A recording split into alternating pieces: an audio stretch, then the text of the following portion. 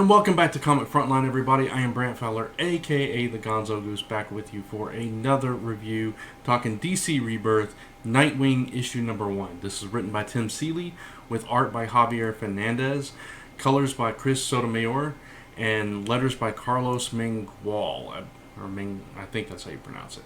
Covers by Fernandez and Sotomayor. Alright, so this, of course, is the first official issue of the Rebirth version of Nightwing. We saw in the Rebirth issue, the Rebirth one-shot issue, that he was going back undercover with the Parliament of Owls. He is their Talon. He's the gray son of Gotham or whatever, and they think they have one over on him. And he's, he knows that Robin is safe and everything now, but they're not aware of that. So he's trying to kind of play them from the inside. The issue opens up, though, on a mystery character. It's actually something going on in the graveyard, and we see Cobra is involved, and so on and so forth. But that's Cobra with a K, not G.I. Joe Cobra. Just for clarification out there. And then this mysterious character with this claw takes out this guy, and it kind of leaves there and goes and shifts to Nightwing, and we don't find out who this character is until later on. And we learn that he is somebody that is also part of this whole Parliament of Owls, or under their hire. His name is Raptor, and we find that out later in the issue, that he's supposed to be the new trainer for Nightwing, because according to him, Batman wasn't good enough. He wasn't a good enough teacher. Nightwing, he's just not there yet. So that it's kind of an interesting take on it. We see Barbara in here as Batgirl. As Dick thinks he's going on a date, and she's totally misunderstood it. I think she was illustrated great in this issue. By the way, I love their relationship even when they're not together. It's gold, those two. They fit together. This story overall was Nightwing kind of trying to figure out what he's supposed to do next. He goes to Batman for help, and Batman's like, hey, you wanted to do this on your own? I'll support that, I'll respect that, but don't come to me with questions. And he's like, okay, I guess I am on my own. And Barbara's not crazy about him being undercover either, but this is kind of the thing that he's doing right now. He feels like this is part of who he is, that was kind of forged in the circus, where he likes to travel constantly, needs to be on the move, go to the next thing, and that's just kind of how he is. That's how he explains himself through some of the narration, inner monologue rather. So you see him traveling on the next mission for the Talons. I mean, not for the Talons, for the Owls. And this is where he's supposed to meet up with Raptor, but he's like, I don't need a partner, I'm on my own. And that's when Raptor interacts with him and kind of schools him. He takes him down just like that. And that's this issue. Writing-wise, I thought it was pretty solid. I'm not sold on the story yet. I'm not sold on this whole Parliament of Owls.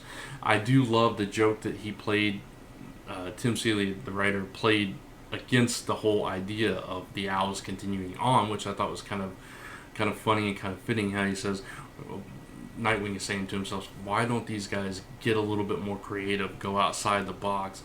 Next time I'm going to be fighting the gaggle of geese or the flush of mallards or whatever. So I thought that was kind of neat, the way that was tossed in there. The stuff between Nightwing and Batman was really good. The stuff between Barbara and Nightwing, and even the stuff between Nightwing and Raptor, all these elements were really good. We got touches of the circus here and there, more of his background. It's the #1 issue, so they're trying to make it a little bit more accessible. They just touch on his origin just a little bit in the beginning, and they kind of catch you up to where he is. They talk about him being undercover and getting out from underneath that. So they kind of recap you a little bit. So it is somewhat new reader friendly, but if you're brand new to the Batman side of the DC universe, you might be a little thrown as to where all the roles are of all these Bat family characters. But overall, I thought they did a pretty good job of making it as new reader friendly as it could be, given the current storyline that he's involved in. The art overall, it was decent. It was really solid. There's great action, lots of speed line kind of things going on. The coloring was really solid. It's kind of a flatter color palette, but it does have some depth to it. The inking is really solid. The one problem I had with the art was Nightwing's mask, which seemed to change size, width, and shape throughout the entire issue. It was never consistent. And the same, Damien was in a few panels, or a couple of pages, and it was the same with his. It was very inconsistent. Although Barbara, Batgirl, and Batman looked fantastic. Raptor, the owls, everything, all of those looked fantastic. It was just the mask. And some of the close-ups of the faces when they were like in a three-quarter turn were a little wonky for me. But overall, I thought it was a solid book. Like I said, I'm not totally sold on the story here, but I did think it was fairly in character for Dick. It was fairly good storytelling, great dialogue between all the characters. So for me, though, this is still a little bit above middle of the ground, but not up to that 4 level for me yet. So I'm going to give this one a 3.5 out of 5 for Nightwing #1 DC Rebirth. That's your review. I'd love to hear your thoughts in the comments below, what you thought of the issue. Do you like the story where it's headed? Do you like the art and the coloring style?